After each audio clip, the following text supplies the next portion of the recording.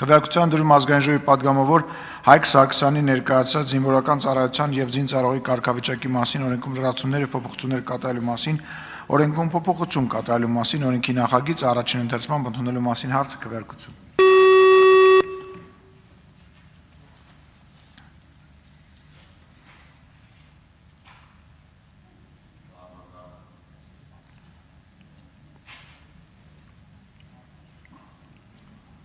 Կողմ 87 դեմ 0 ձեռնպահ 5 որոշում ընդունվել է վարման կարգով Հայկ Սարգսյան։ Սիրելի հայրենակիցներ, հենց նոր ազգային ժողովում առաջին ընթերցմամբ ընդունվեց իմ կողմից շրջանառության մեջ դրված օրենքի նախագիծ,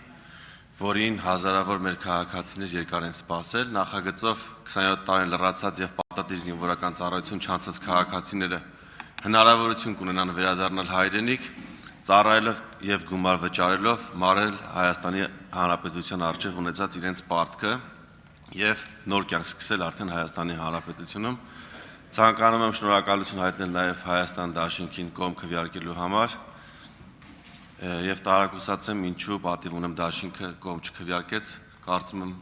երկրորդ ընթերցմամբ նման հնարավորությունից կօգտվի։ Շնորհակալ եմ։